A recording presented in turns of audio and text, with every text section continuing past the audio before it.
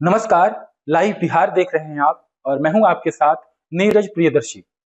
केंद्रीय जांच एजेंसी प्रवर्तन निदेशालय यानी ईडी ने बिहार के रेलवे क्लेम घोटाले में बड़ी कार्रवाई करते हुए पटना, नालंदा और कर्नाटक के मंगलुरु में 5 ठिकानों पर छापेमारी की है।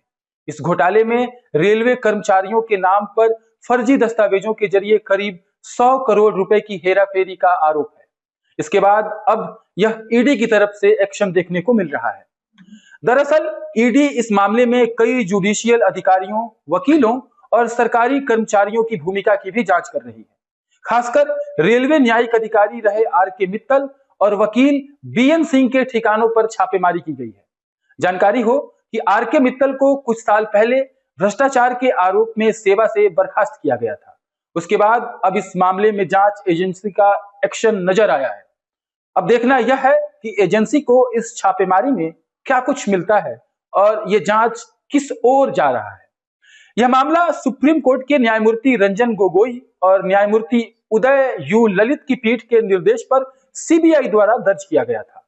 सुप्रीम कोर्ट ने इस मामले में उचित कार्रवाई करने के लिए जांच एजेंसियों को निर्देशित किया था। माना जा रहा है कि इस घोटाले में रेलवे कर्मचारियों के नाम पर फर्जी दावे दाखिल किए गए थे और फिर उन दावों के आधार पर बड़ी रकम हड़पी गई थी।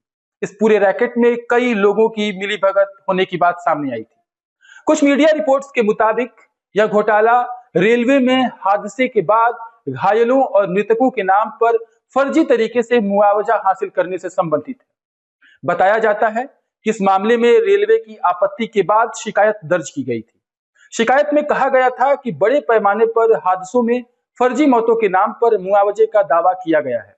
इस मामले में पटना की सीबीआई की टीम ने आपराधिक साजिश और धोखाधड़ी समेत कुछ अन्य धाराओं में केस दर्ज किया था। शक है कि इस घोटाले में कई बड़े नाम शामिल हैं। रेलवे के पूर्व न्यायिक अधिकारी आर.के. मित्तल और वकील बी.एन. सिंह के ठिकानों पर भी छापेमारी हुई है, जैसा कि हमने इस खबर की शुरुआत में ही आपको बताया। और यह भी बताया कि आर.के. मित्तल को कुछ साल पहले भ्रष्टाचार के आरोप में नौकरी से निकाल दिया गया था और उन्हें बर्खास्त कर दिया गया था। अब ईडी इस मामले में मनी लॉन्ड्रिंग की जांच कर रही है और छापेमारी में कई अहम दस्तावेज और डिजिटल सबूत भी मिले हैं। अब इन सबूतों के आधार पर ईडी आगे की कार्रवाई करेगी। यह घोटाला रेलवे की कार्यप्रणाली पर सवाल खड़े करता है कि कैसे फर्जी दस्तावेजों के आधार पर इतनी बड़ी रकम का गबन हो गया।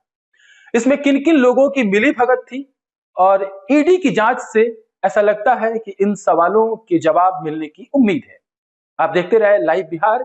बिहार और झारखंड की सियासत और क्राइम से जुड़ी और भी खबरें लेकर हम होंगे आपसे रूबरू। तब तक के लिए दीजिए इजाजत। शुक्रिया।